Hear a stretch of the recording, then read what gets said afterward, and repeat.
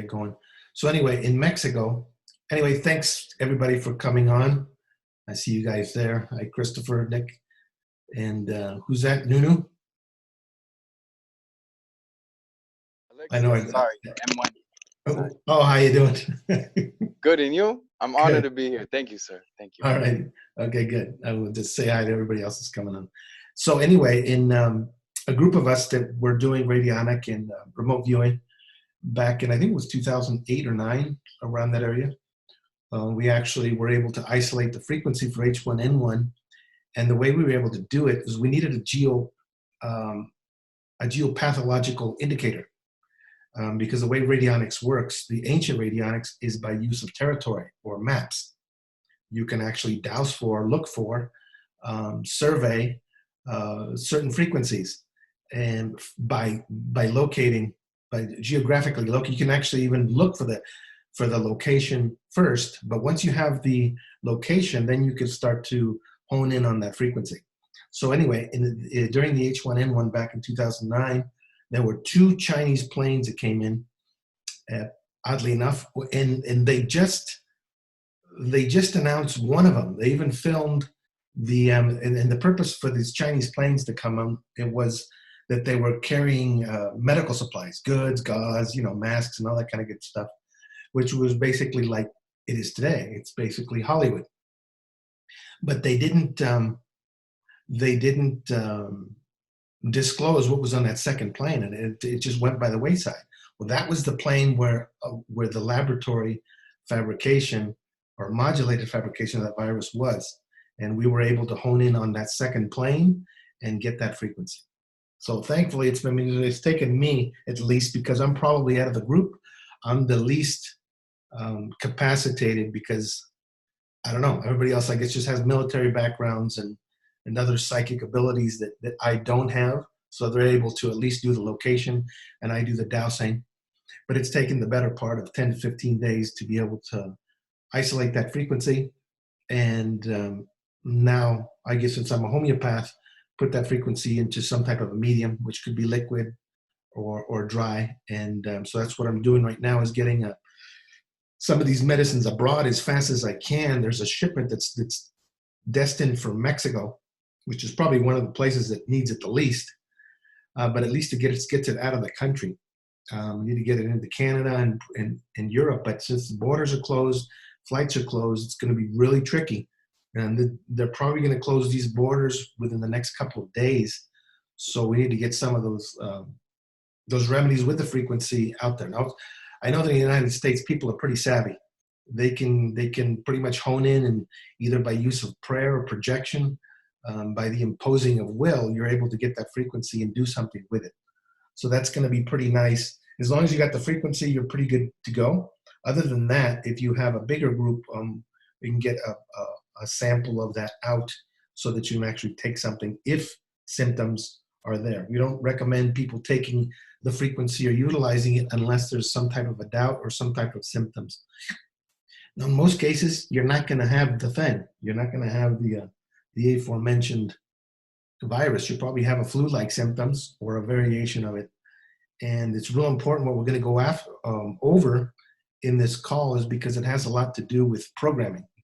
You've heard that this is an RNA type of virus. And if you've heard any of the calls before, you hear me talk about the different dimensions, the zones, and the planes and bands of frequency. So we're going to go over a couple of them. So let me do a screen share real quick.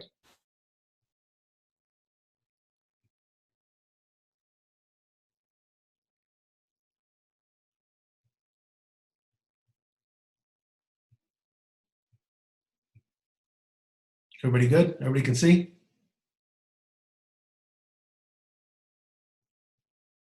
I see a bunch of other stuff. Hopefully you won't see the other things. So anyway, yes, this is Yes, it's visible. yes, good. Okay, good.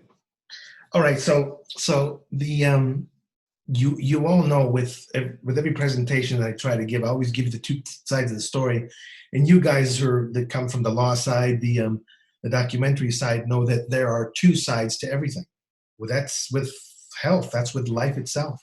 Throughout the cosmos, there's always 2 sides to everything. Now, in the last the last meeting that we had, I did not go over certain specified things having to do with the hologram, but I did go over things that I won't go over right now because of the topic at hand. Because we're going to go over this recent a novel type of a virus type of situation. I'm not going to go deeply into the planes and holograms, only the ones that are in question. Sorry, I haven't got that last meeting up. It's just because I've been handling patients, and I'll probably be doing some volunteer work here locally, which I recommend if you can, if you're in a good state, or if you're in any type of position to be able to help, to just put your name out in your community that you could help. I don't know, an hour or two a day, because as this thing moves forward, there's going to be a lot of chaos. There's going to be a lot of things going on that people want to understand, and it's mostly the people that are at least in my groups, they can grasp what's going to happen. And that's why this little presentation that I've set up today, I'll be doing a Spanish version. You guys that aren't of Hispanic background, you're welcome to sit in, because there are a lot of the people that are in Latin America in particular. That's why I'll be doing it in Spanish. And their dynamics are going to be different. There's certain things people can get in the U.S. that you can't get abroad, and there's certain things abroad that you can't get here. So they have to be treated a little bit differently. So this is the virus in general, but the coronavirus, because that's what we're dealing with here. We could just as well be talking about the H1N1 or any man-made virus. This is a man-made / extraterrestrial made virus. And it was presented first out of China, but it wasn't programmed and it wasn't developed in China, Wuhan district. That's just a cover story. That's Walt Disney, which is not a big deal for most people. That's just sort of a politicized idea, which is neither here nor there. What's most important here is the management on a private level. So everything you're seeing on the news and Facebook and things like that has to do with socialized medicine. At a national level, a state level, a municipal level, everything has gone to a socialized medicine level. That's quite different than on a private level. Everything's been put on hold as far as therapeutics, as far as food, as far as diet, as far as all these different aspects of life have been put on hold for this socialized medicine point of view. And which is good, because we need to be thinking about that for the isolation. But it's not so good because a lot of people are doing things they shouldn't be doing, or could be minimizing certain effects, particularly in food and diet, which can either attract these conditions, the conditions of the virus, or can offset it.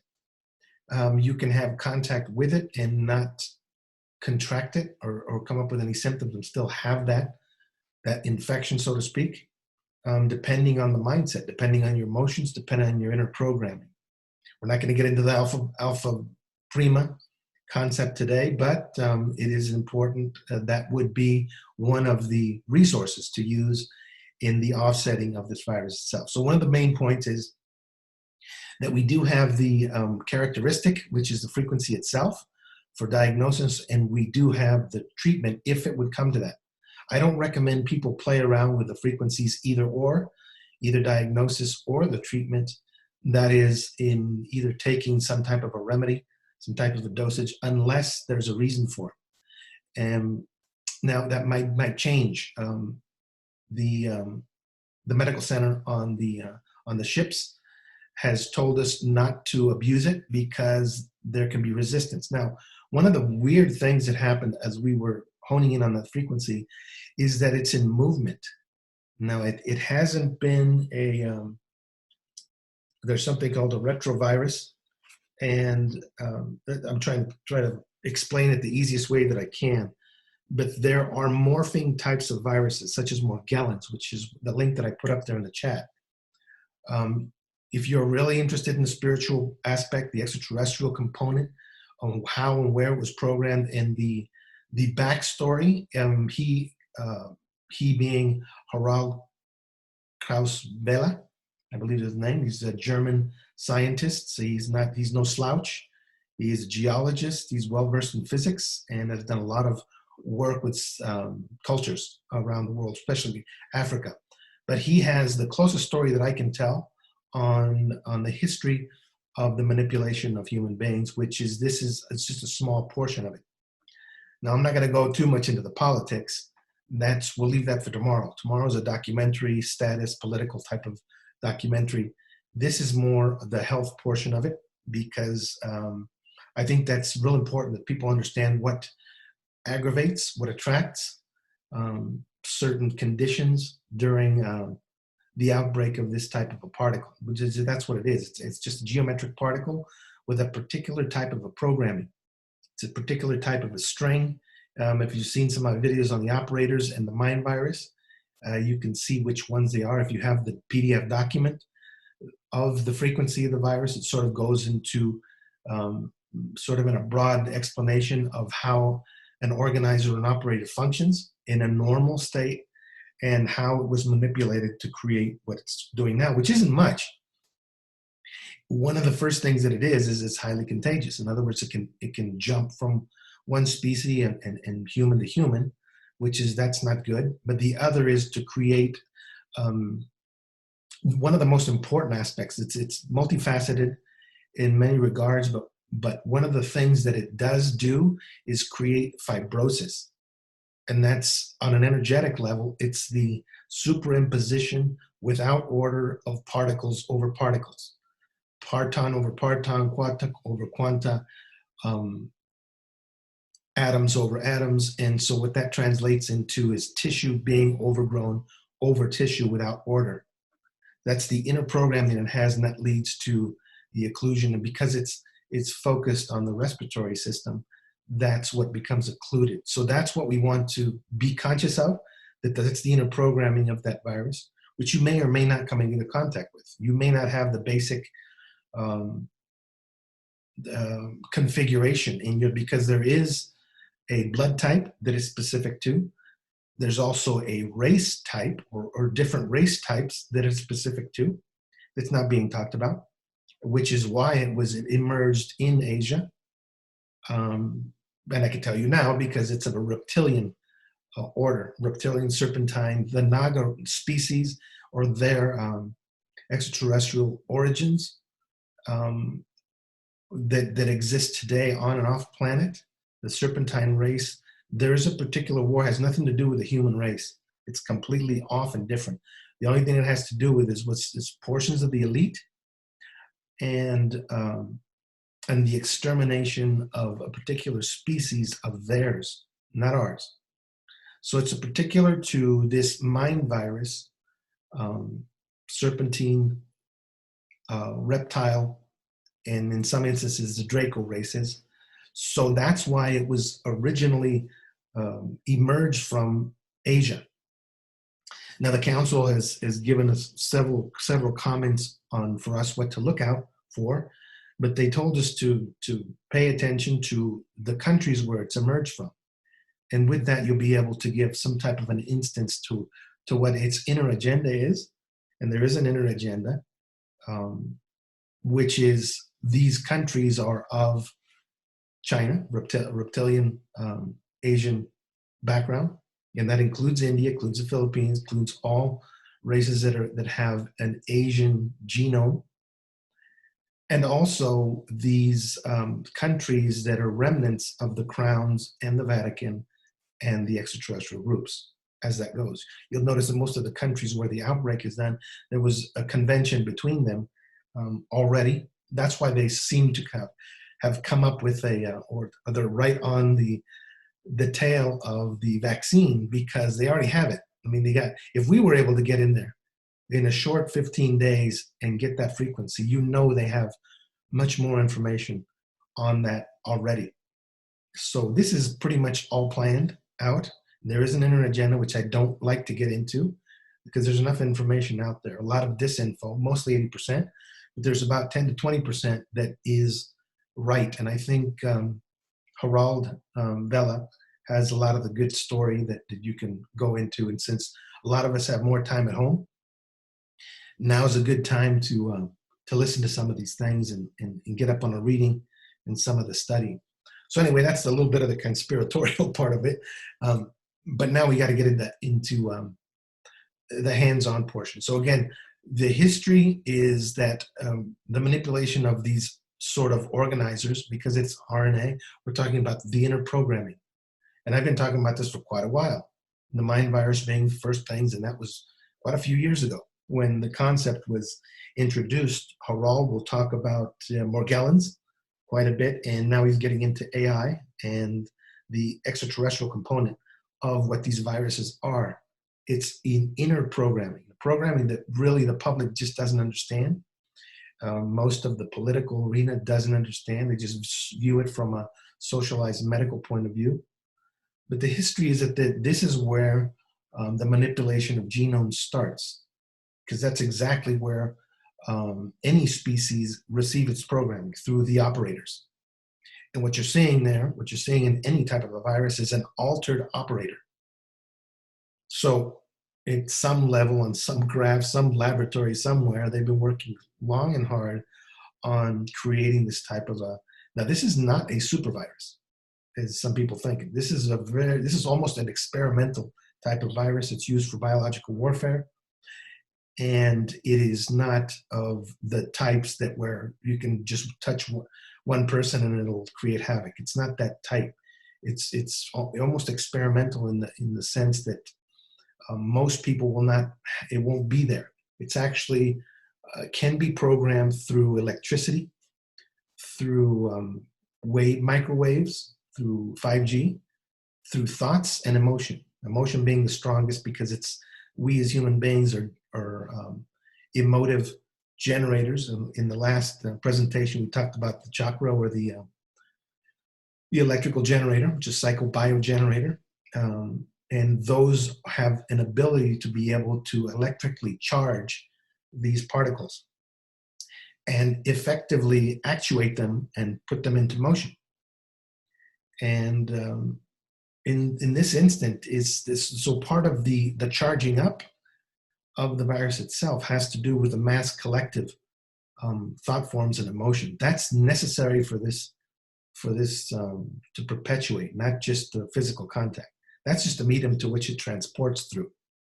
But the effect of it doing what it does needs to be charged up electrically. And that's true for the organizer, the operator, in an optimal condition. So remember that the emotion is really important, and that if you're conscious of what that is, you see it coming. Our job at Starseed Technologies Research Foundation is to give humanity the tools that it needs to be able to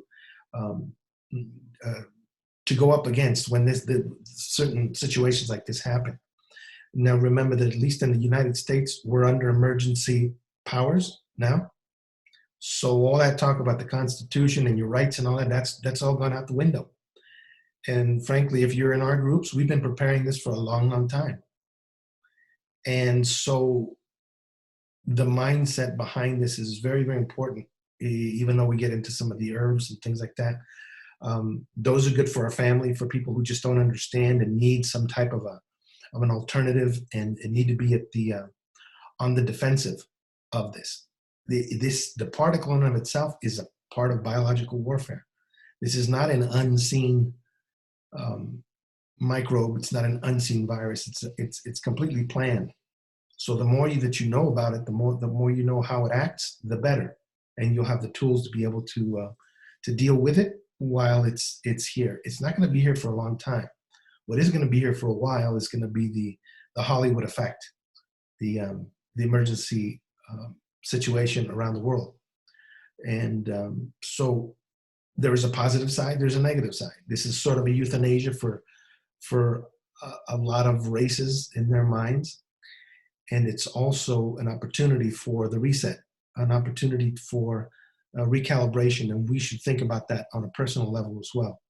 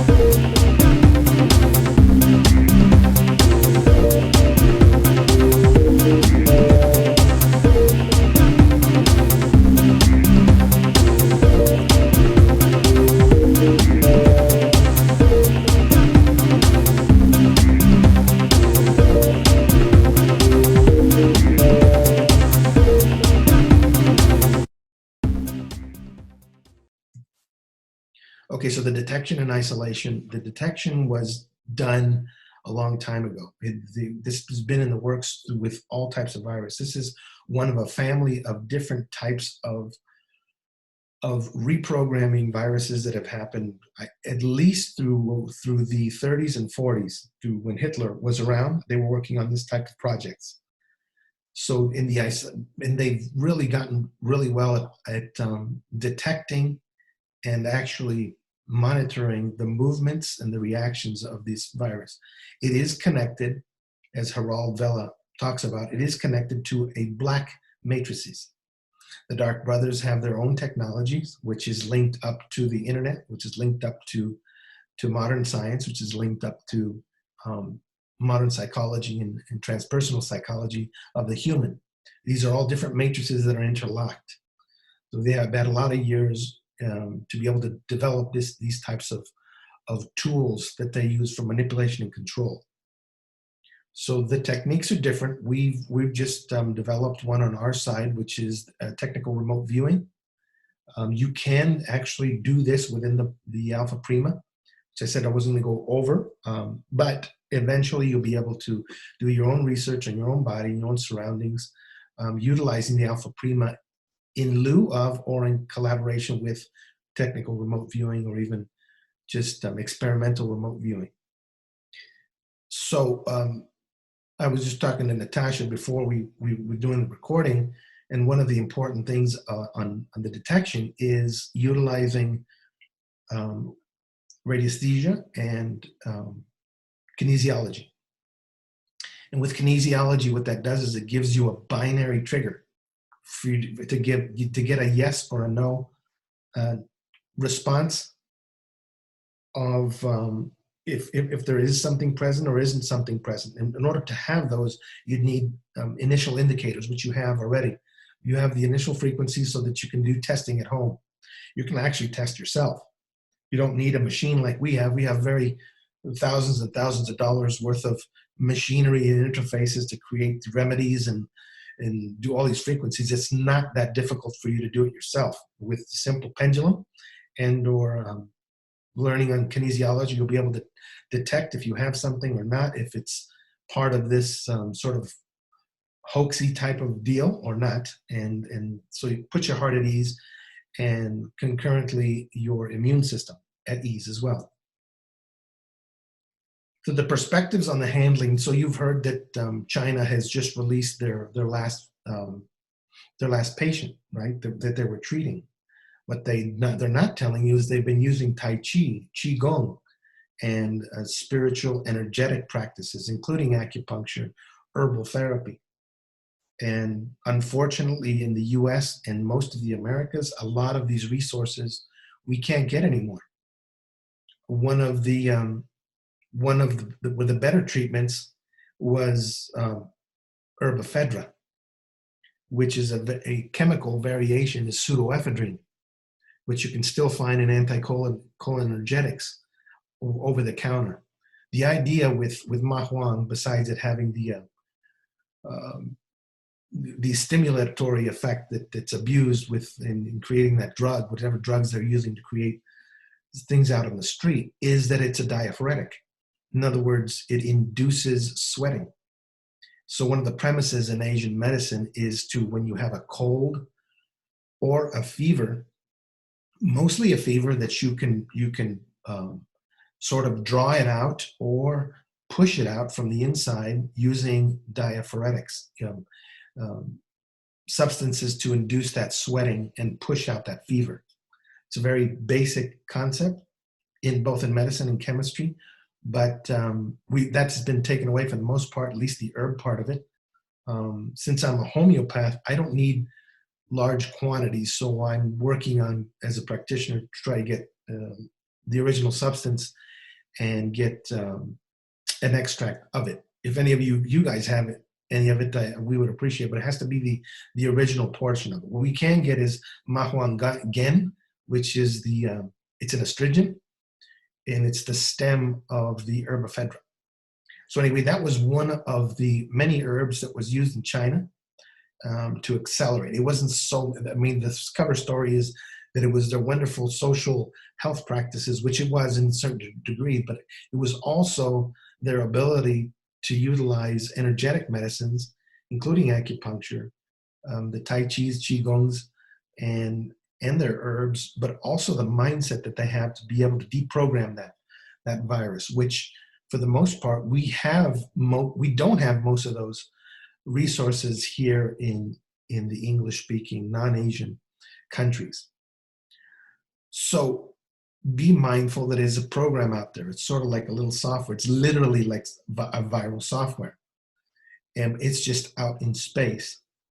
I'm not going to go over hygiene too much because I'm not a much daddy. That's for big government and social medicine and hospitals to go over. But there are certain things that um, can be handled that they're not talking about.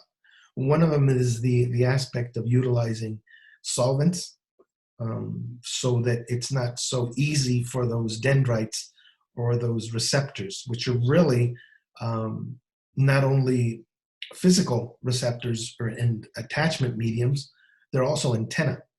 They're electrical antenna that allow for external programming to it and for the programming of it to be attached to both physical and energetic structures. So don't think that you just only the alcohol or alcohol gel is your only resource. You can also use something that's very popular in the US that you can't get in other countries, which is called witch hazel. That is an astringent. Witch hazel will dilute. It is a solvent for grease, and it'll also bring down tissue because of its astringent properties. It's a really good resource, and I see it just sitting there, so I grab a couple of them. Try to not hoard things, obviously. There's enough for everybody, at least here in the States. But witch hazel, it's also called amamelis for anybody that speaks Spanish. Out there, they call it agua de amamelis or hamamelis water.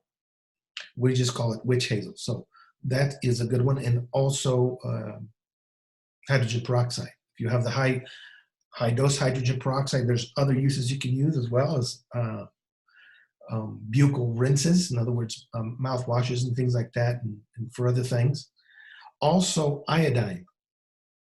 You'll see certain things just sitting there because people won't, on the shelves, and people won't think about it. But iodine is not only good for cleansing external surfaces, and that's used in hospital mediums and surgery, but it is also good for actuating your thyroid, which is basically one of the objects energetically, virtually, that we should be thinking about is that thyroid, because since this is an information war, has to do with programming, the thyroid is highly affected. So iodine is one of your better tools that you can use daily, either on your feet. Don't put it directly on the neck, but on your wrists and or feet. Could really be a good medium to use as a preventative.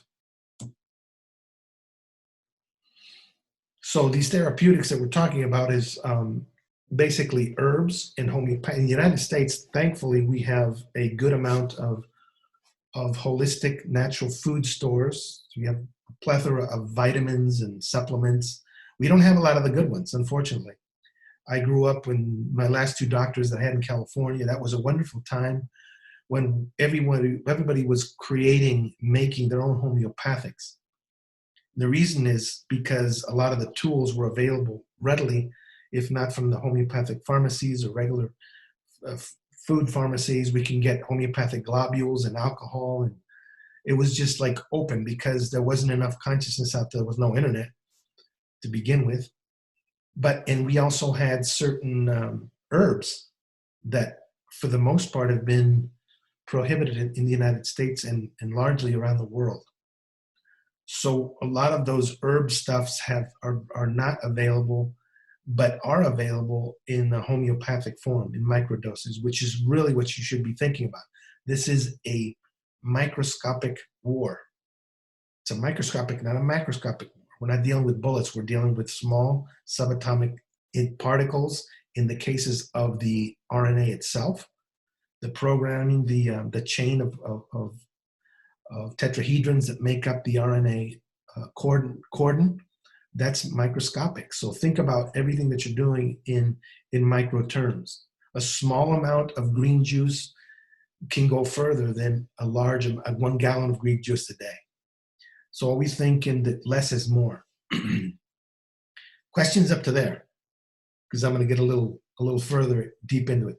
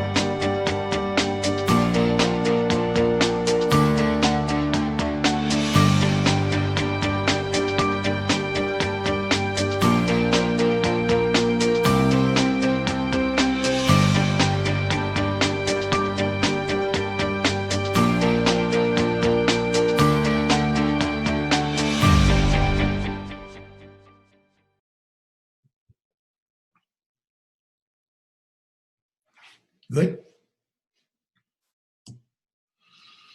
Okay, so you've heard me. Most of you have been on some of the other calls or me talking about quantum medicine. So we have in our arsenal part of our regular structure, just like everybody and everything else, every biological live entity has an unseen matrix of structures. You've seen me going over the hologram as 7 to 10 different planes of energy. Largely, the hologram is made up of cubes. It's a parallelepiped. In other words, it's 3 columns of 8 rows. 3 columns of 8 rows is what encircles or electrifies the physical body. That's what's behind it. But there are actually other structures that we haven't gone over, and that's largely because it's more in the medical arena, which I'm just going to go over 1 or 2 concepts so that we can all sort of be on the same page when I'm talking about the immune system of the body. So there's an innate structure that is the backbone of the immune system that is largely not known to medical science or physics on planet Earth. And so those structures are called the zones. They just simply call them the zones. The zones are made up of the same configuration of the hologram, with the difference is that they're spheres. They're attractory in nature. They're feminine. And the reason they're spheres is because the physical form, because the physical body is an expression of life outwards. That's why the hologram is in a cubical form, because the cube is masculine in its intrinsic form, so it creates energy outwards. The zones are a series of spheres, 3 different style of spheres at a particular band of frequency. The ones that are involved with bacteria and virus is one of those 3 zones called the golden zone. The golden zone at an energetic level is what's actuated or kicks into gear. In other words, it starts to function in its antibacterial, antiviral properties by absorbing the energetic portions of bacteria and virus. And so that this is the unseen mechanism that comes into play when there's an infection, when there is some sort of an external medium that needs to be reabsorbed, transformed through those transducer-like particles, those cones of light, and needs to be taken back up in usable energy. That happens at the golden zone. I won't go over the other two zones, but I just mentioned that the other one is a rose zone, which is more subtle particles like for hexanes, methanes, smoke, and those types of lighter particles, and a platinum zone, which is sort of the backup program for the other two. So the more important one is this golden zone, and it is always working in the body because it creates the equilibrium between health and disease. It's always absorbing these particles. I don't know if you've noticed, but I probably haven't got it with this group, but I've noticed when I used to work in industry that those employees or persons that would go out and have a smoke, they wouldn't get the flu. They were the last ones to contract something. If they would get it, they would get it way at the end of the season, way at the end of the time. They would have a little sniffle or something. They'd sit there and smoke and tug on a cigarette, and everybody else was sick who didn't. How did that work? Because for the most part, everybody was eating the same. What happens later, we've learned in quantum medicine, is that every time they tug on some smoke, it actuates one of the three zones, which in that case was the rose zone. But a person, you've heard if you see my Facebook thing, I put up a couple of things on George Carlin, which is really true. A lot of his comedy is so true that it's funny. But one of the things he on this antibacterial type of thing, that over sanitization, is that he used to swim in the East River with bacteria, which is true. So what happens is the activation of the golden zone is key to be able to have the defense mechanism when times like this come up. So think about and it has an intimate relationship with the third chakra, with the third generator, which is also gold in its ideal form. When it's, when you've been doing yoga, when you've been doing a lot of physical exercises, qigong, and all those practices that utilize that dantian center, that utilize that third chakra, well, the energy there is golden. And so that the golden zone is a natural effect of that third chakra. So you'll notice when most viral, although this particular type of a virus is focalized in the respiratory, it attacks the third chakra. So a lot of people, their initial reactions will have a digestive upset. Lack of hunger, it'll be like that thing where you're not hungry, you felt like something's not right. Well, it just attacked the third chakra. And so it goes in sort of affects itself on the digestive system in general. We think of it as just something in my stomach or my gut. But that's really when, at that moment, the golden zone in particular starts to actuate. It starts to activate itself and starts to absorb in the best manner that it can some of those bacteria and virus that are coming into the system. Questions up to there? Nope, we're definitely following along. Okay, good.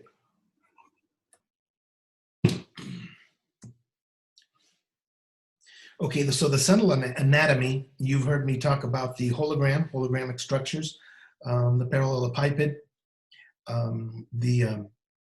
it's basically three squares or the three columns of 8 rows that encircle or that we're encapsulated in. The virtual structures like the great current, which is basically the magnetic field of the body. Those different structures are very important. We need to breathe, contrary to what's being recommended now. We're almost like isolated from the sun, which is no bueno. And that's probably why Latin American countries down closer to the equator are having less effects, because people are going out into the sun. But the breathing is really important. Don't forget to breathe. Open your windows if you can. I mean, if there's not like a total outbreak, there's no reason why you can't open up a screened window and start moving. And I don't know about you guys, but probably the situation is the same everywhere. in the United States and probably in different countries where the gyms have been closed as well. And so it's a natural thought for people to think that they can't go out walking or they can't move around. And you most certainly can.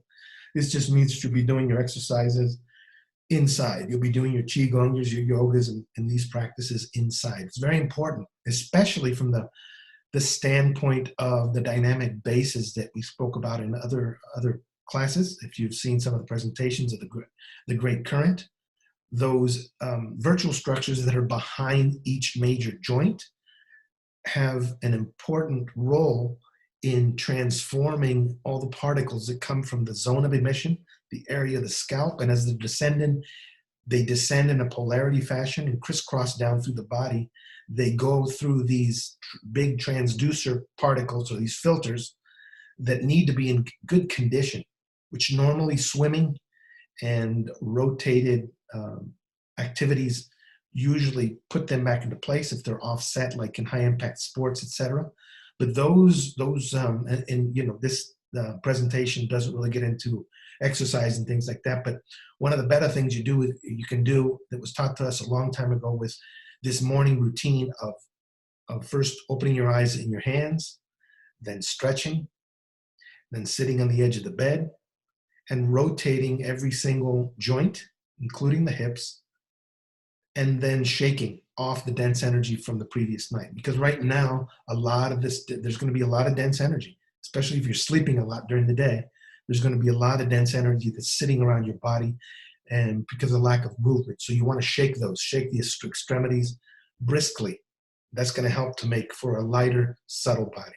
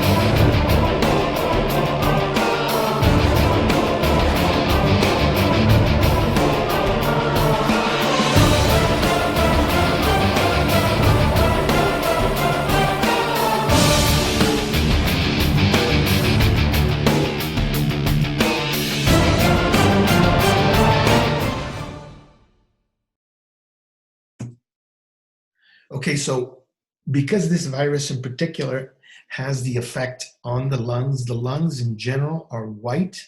The fourth chakra is white, and it's the first band of frequency, which is the biggest one. It's the slowest band of frequency.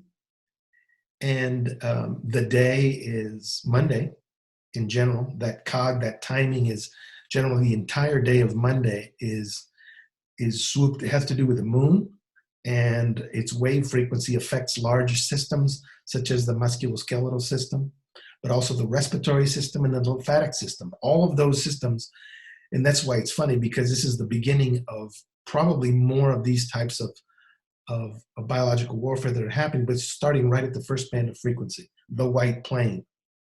So with this, I'm just going to go over two bands of frequency because I don't want to overkill. We're probably going to get into that second hour a little sooner as some other people start joining at the 8 o'clock hour. So the first band of frequency is all things white: myelin, calcium, respiratory, and the lymphatic system. The day is Monday. The time is 6 p.m. And the food that nourishes that first band of frequency optimally are carbohydrates, flours, grains, and cereals. Now, in a normal situation, you'd say, well, Monday is pasta day. It's pizza day, or it's the day if you're a vegetarian. It's maybe, something more subtle like naan bread or things like that. Or even if you're a vegan, or even a subtler type of diet, you'd be going for coconuts or jicama. All of that is white frequency. What's happening right now is that because of the virus itself is attacking the first band of frequency, the command is recommending that people not consume so much of that first band of frequency because it's being taxed it on a type of a load that it normally doesn't have, because the moon in of itself has a frequency right now that it's very, very heavy. As it is, the first band of frequency is the heaviest frequency there is. That allows for it to occupy and electrify that first space. So it's electron neutral, and they're recommending we don't overdo the carbohydrates. In other words, if you were having the pasta once or twice per week, back off of once or not even at all. Back off of bread, back off of pasta, because you'll notice that if you have a regular intake of it, your lungs will probably feel it. It'll cause more lethargy than usual. By the way, because it is part of the neurological system, the white portions of the brain, it's also connected to opiate receptors. And right now, because most people are going to be more sedentary than usual, that the foodstuffs that you're ingesting should be less of that first band, should be electrifying that first band of frequency a lot less. So that's the big message for the white space, Monday, 6 p.m. It'll be fine if you go 2 or 3 weeks without major consumption of carbohydrates, which a lot of people are doing anyway because of the newer health practices. So, but that we need to actually focus on that group and the next one, which is the fourth space. So any questions on the previous before I get into it? Because this is actually a little bit more intricate.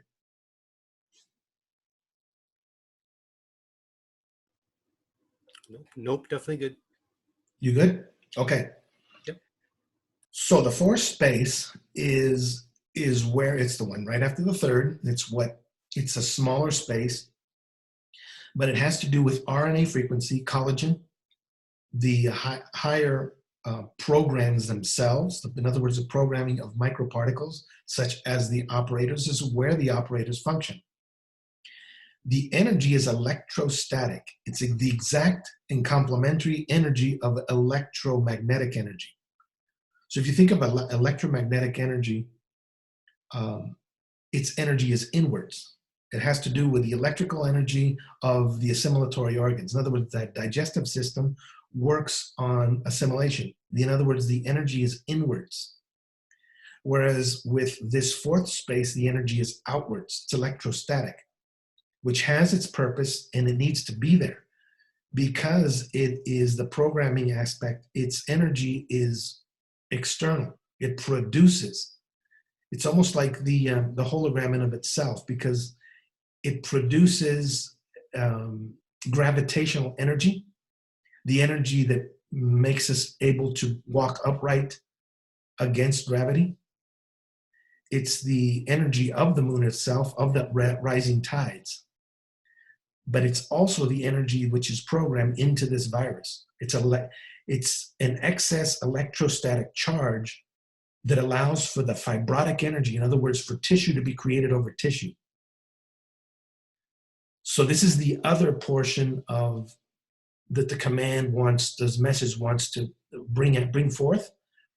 And so I'll just complement that with a couple of other things, which has to do with the time of day and the food itself, and why the food itself could be detrimental now more than in any other time, just as a white group. So the day is Thursday, Thor's Day.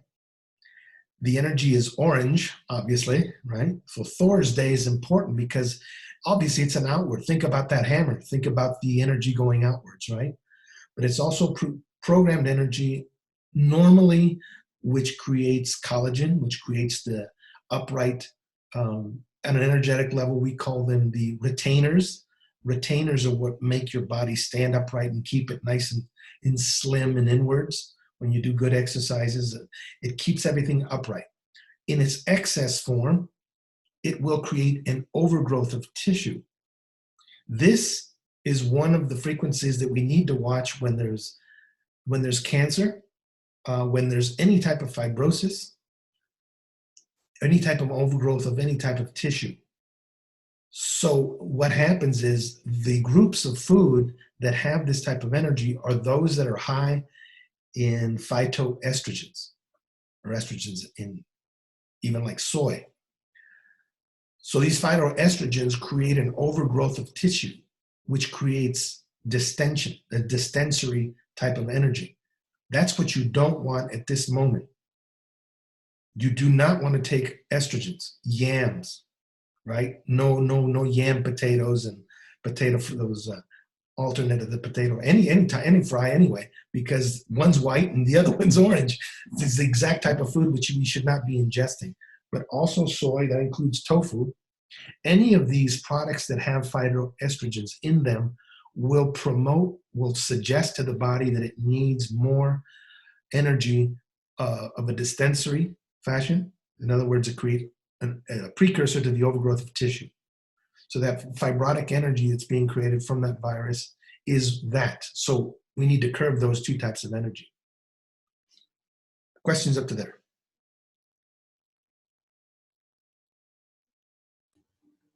Nope. Sounds good. So you got exactly the foods and stuff.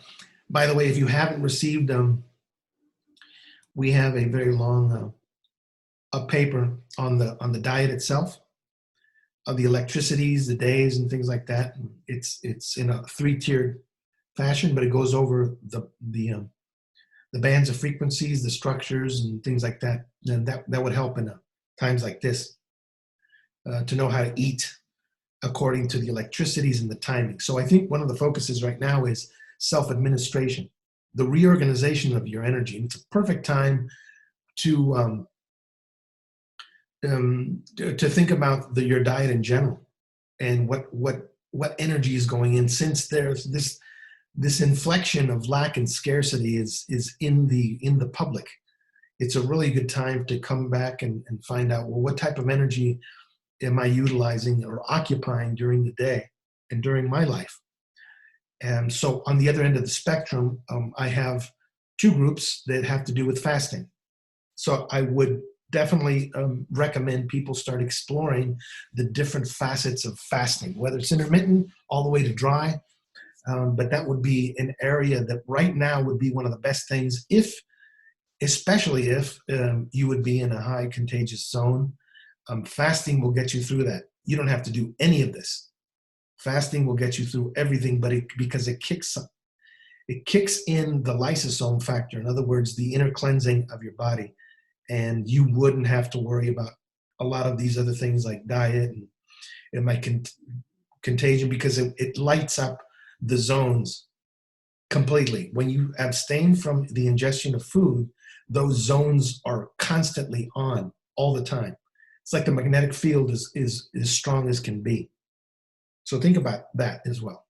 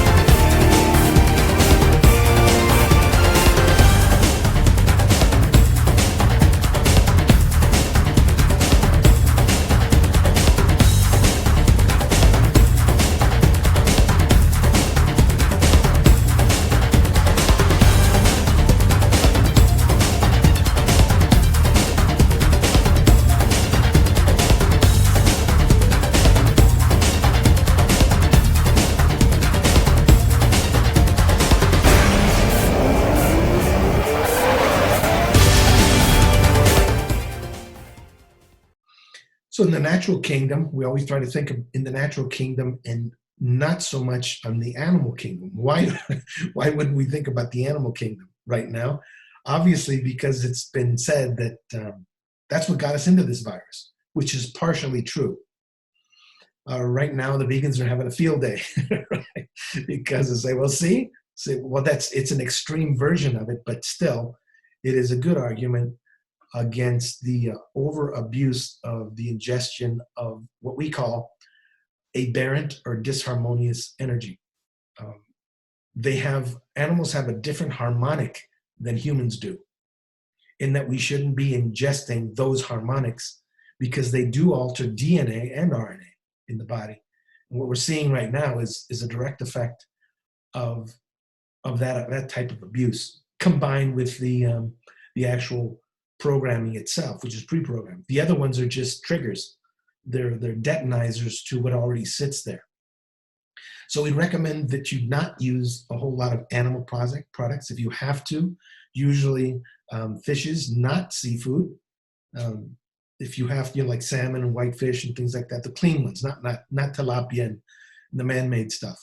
But those are probably the better alternatives if you have to use the animal kingdom, which for a while I sort of had a personal boycott against Chinese everything when I found out about them eating fetuses and things like that. And I remember the arguments of the Christian community, which is I have a deep respect for. But I think they're overkill on a lot of things because of the ideology. But one of them was that this constant eating of creatures that would slide across the earth and everything else. I mean, including bat dung, which is in the Chinese pharmacopoeia, which I tend to agree still. I mean, we should not be using any parts of the pharmacopoeia or the culinary aspects of Asian foods that contain animal products, which is very hard to do nowadays, especially if you're going to buffets, that's completely out of the question. So love Asian foods, love Asian people, love Asian everything, especially their medicines. I studied 5-6 years Asian medicines. However, certain cultural practices are not recommended, and it gives us an opportunity to clean up some of the ingredients in our food, some of the individual things in our food, and start to look back and we just throwing things in a pot and into a pan, start to look twice at the electricities in our foodstuffs. So herbs are really good, and I'm going to go back to the electrostatic. Wednesday is Odin's day, right? Where Odin, I guess the word of the god Odin is in there in Wednesday in English or Latin and Greek. Wednesday is actually an entire day that's dedicated to the third chakra, the golden zone, all things chi, all things digestive. And that's the type of energy that's going to offset that phytoestrogens, which is by the way, a lot of vegans overdo. A lot of the vegans overdo these two food groups, which is another reason why I have this talk, is because vegans, at least the ones that aren't properly organized, they don't have good administration in their types of food. In other words, the junk food vegans, they overdo the white group and the electrostatic group, the orange group. The antithesis of those two groups, which are the days right next to them, which are the foods right next to them, the antithesis to the carbohydrates is Green Day, Tuesday. That offsets, takes up, in other words, electrokinetic energy takes up excess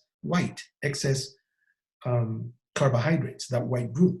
And the energy that takes up that excess electrostatic energy, in other words, the overconsumption or even the overcondition of electrostatic energy, which could be any fibrotic condition, existing condition in the body, such as keloids, such as overscarring, such as all the way to cancer and everything in between, which from warts to moles to, the ones that are in action, the ones that are in movement.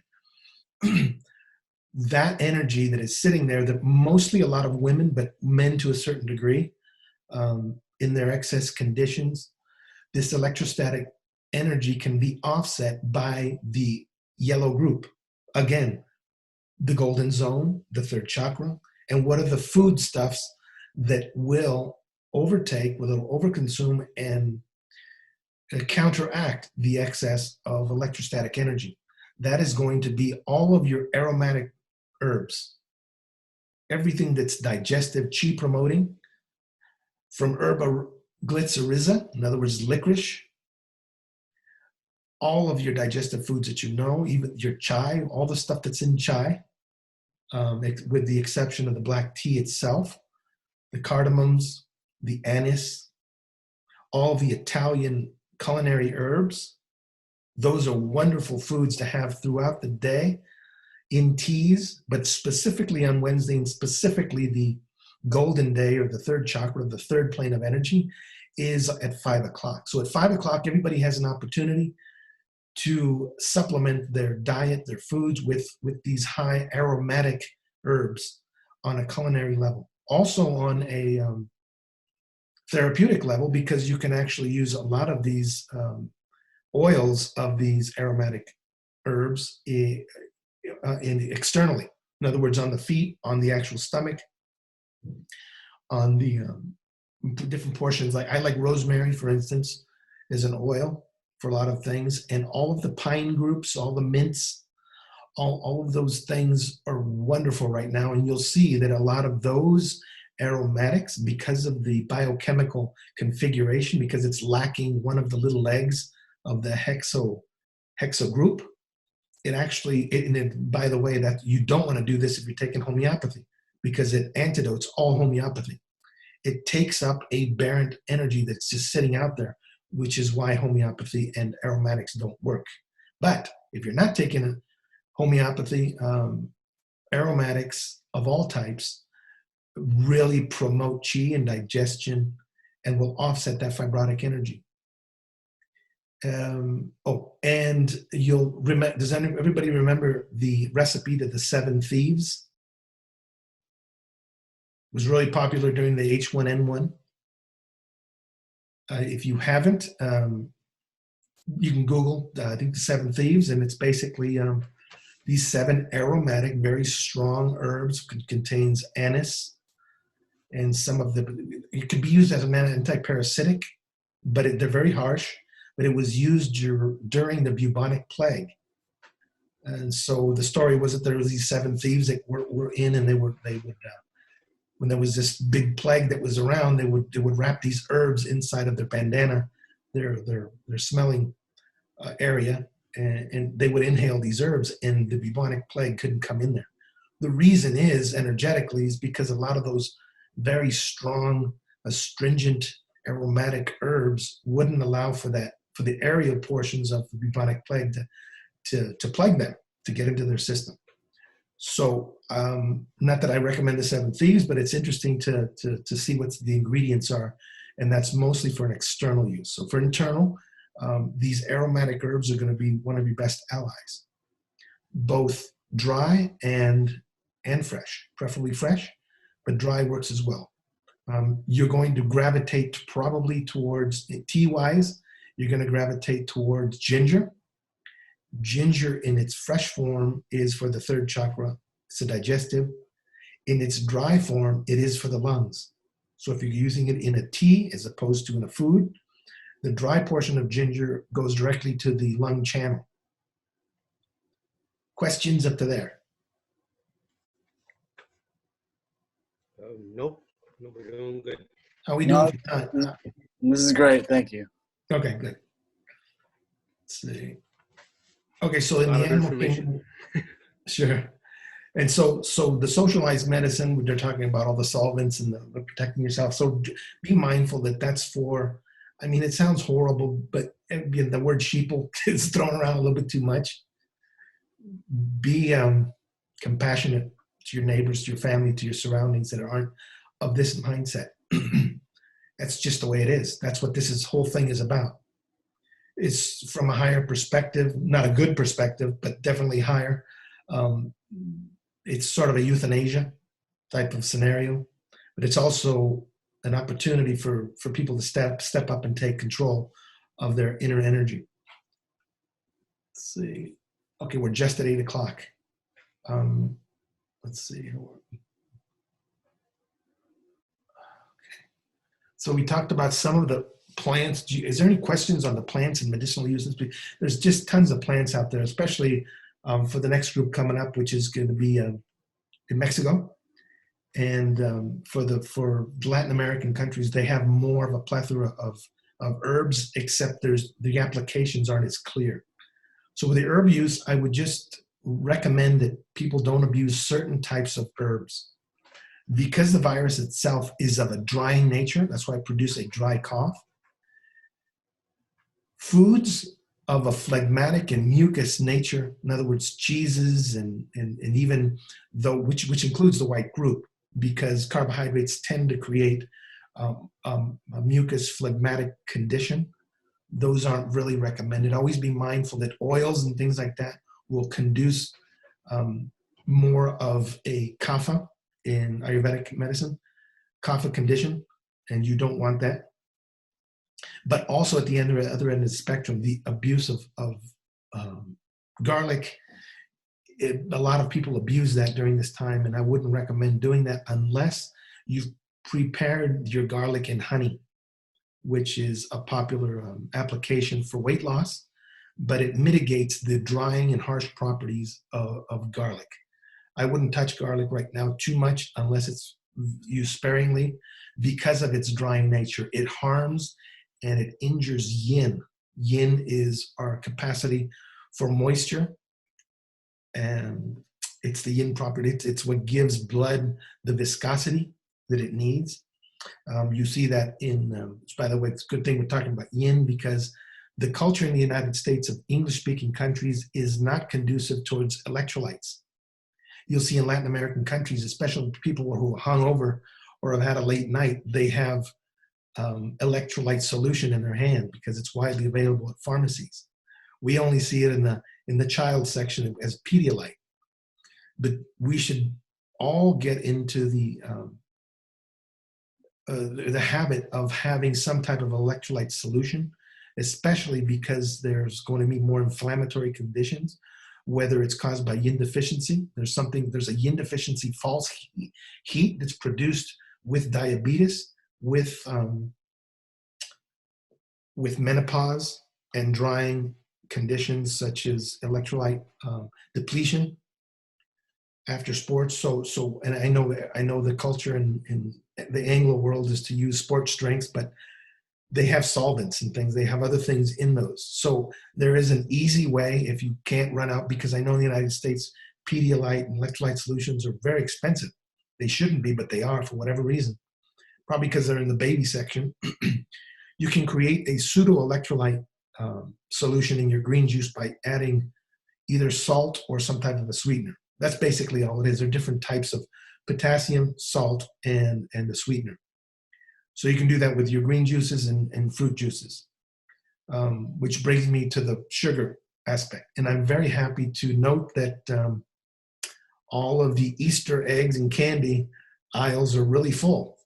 I'm very unhappy to see that the fruit section is also full. It's good for me because I'm more of a fruit paste kind of guy, but it's not good if your surrounding people, your community, your family is not consuming fruit. And we won't get into the intricacies of fruit, but it's different. The fruit that's found, the sugar that's found in fruit is quite different than the sugar you'll be applying to anything else. So please absorb more fruit. One, because it's the antithesis of inflammation. Inflammation is on Friday. It's obviously proteic amino acids. It's all your meat groups or your protein energy types of groups. But in excess, which we're going to see a lot of lately, is going to be that Saturday, which is blue day. And the blue day has to do with the thyroid, with the eyes. And we need to be consuming more fruit juices, right? Blue energy juices, and adding just a pinch of salt, Himalayan salt or any salt of choice, except the one that's doesn't have chlorine, preferably. But you can add a pinch of salt and it will create a pseudo electrolyte solution in your fruit juices. You can dilute. I would recommend people dilute their fruit juices because of the sugar itself, the fructose, and add that little bit of salt, and that will give the idea, at least to your body, of a balanced salt solution and potassium. Questions up to there?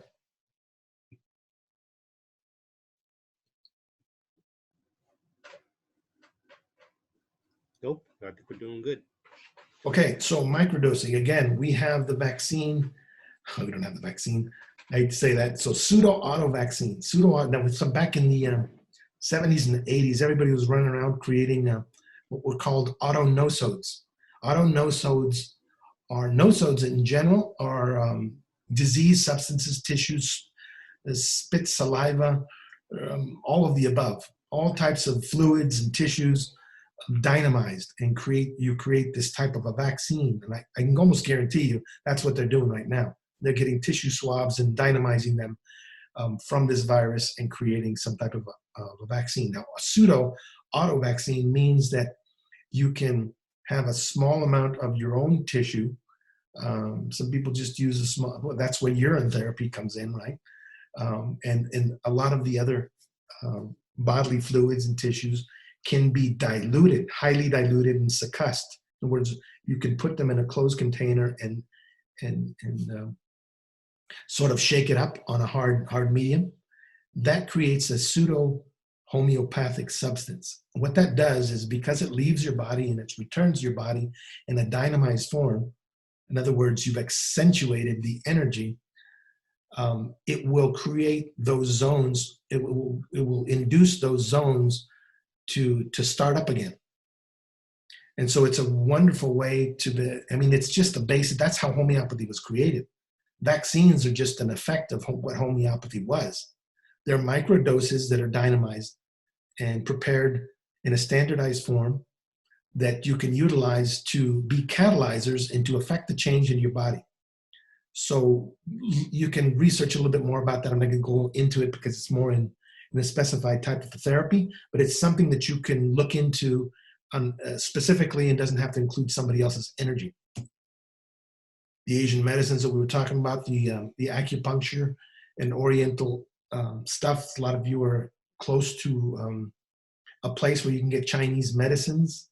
There is one medicine that might help you if you have flu-like symptoms, which is called Chua Chang Chatya 1. Let's see if I can get the, well, just remind me before I'm done, but it's, I have to spell it out sort of because it's Chinese pinyin.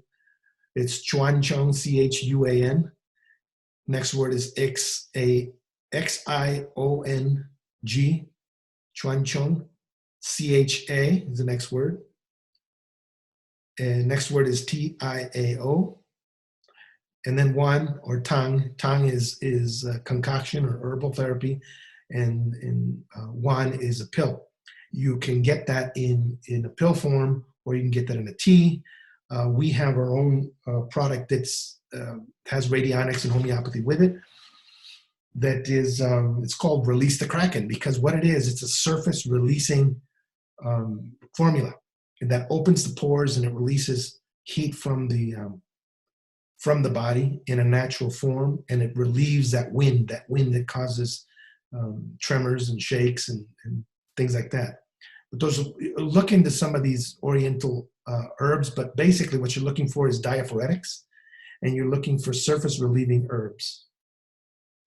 Look into some of the practice. If you happen to have pain in the bone, which is part of flu-like symptoms, you can look into acupuncture. There's also cupping, which I would recommend very much. It was actually a specialty practice. The use of cupping and bleeding while cupping releases some of the harsh viruses and bacteria from the back of the body, which is what attacked in both flu and other types of viruses. So cupping is really good. Moxibustion and even Tui Na, which is the alternative Asian version of chiropractic.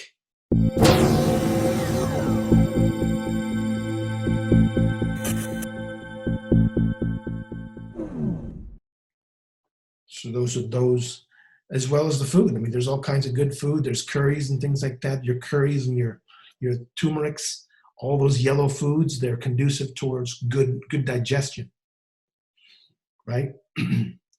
So try to go, I mean, I'm not telling everybody to go vegan, but I recommend my patients do go vegan or even lighter, at least during these times. It's a good time for you to transition into a lighter type of eating.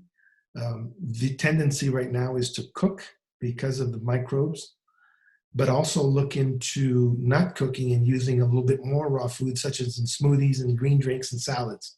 there is a way to mitigate the paranoia that most people have of using raw foods. And what that is I believe it's in the outline for the food, for Quantic food system. But you can use Epsom salts to clean your foods as soon as you get them from the grocery. And there's a specified amount, if it's 1 to 2 tablespoons for thinner things. And you can basically, it's just rinsing your fruits and vegetables. And what it does is it renders bacteria and virus null. It's a brand new fruit. And it also returns the fruit and vegetable to almost 80% of its vibratory and electrical capacity. So Epsom salt and your foods works really good for cleansing. And it's one thing that shouldn't be overlooked. Emotions and electricity, I can't say that enough. I'm not going to get into magic and things like that, but definitely manifestation. Your emotions are the electricity which can generate and almost vivify these microbes. You'll hear Harald talk a lot about the electricity and the mindset and things, and how the mind and the power of the mind can create changes in both in the body and outside. So be mindful that your emotions, be happy.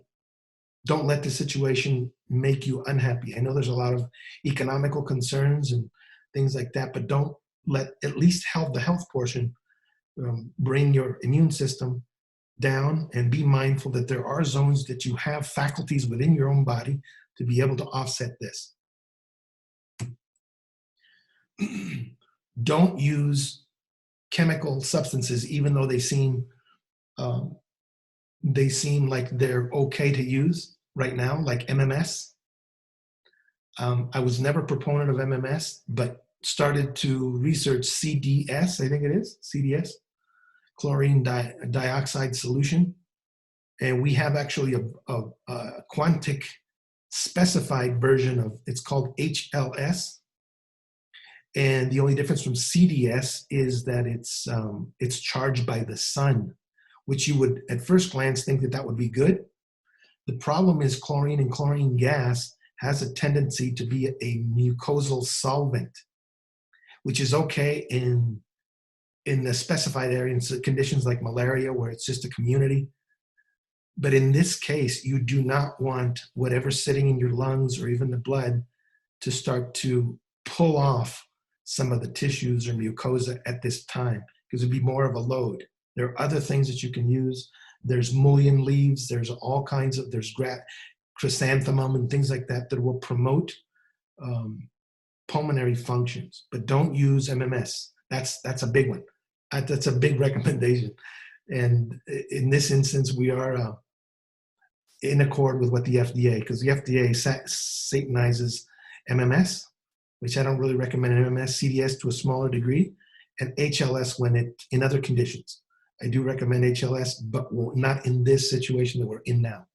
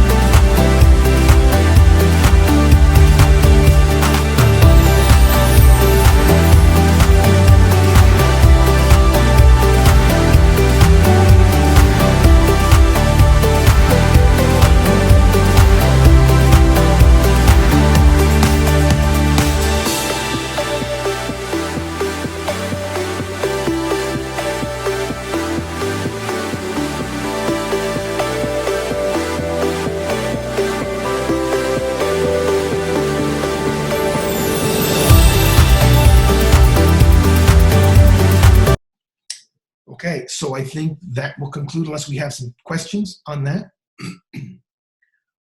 I will get to the Spanish portion in a little bit, unless somebody has specific questions.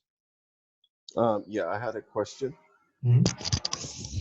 The quick question was that some people are saying that chaga mushroom powder and increased doses of vitamin C and D are good remedies or preventative measures for the COVID-19 virus. Do you have any opinion on that? Yeah, we have our own version of I think it's called the Merlin's mushroom. It has chaga and the three big ones are reishi, shiitake, and maitake. Those are good, but be mindful that what mushrooms are, even in Chinese medicine, fu ling, they actually have mushrooms in the pharmacopoeia, but they're contraindicated when you have deficient spleen qi. The way to get around it, and the reason why Chinese medicines are formulas, is because some of the effects of one herb can be offset by the use of other herbs. So that's why there's directors and chiefs and things like that in the herbals. So if you are taking any mushrooms which are of kapha nature, in other words, they're a little heavier, in some cases they're even heavier than meats in their energy, always combine those with aromatic herbs so that they'll promote, and they do this intrinsically in Chinese and Asian medicines by adding glycyrrhiza or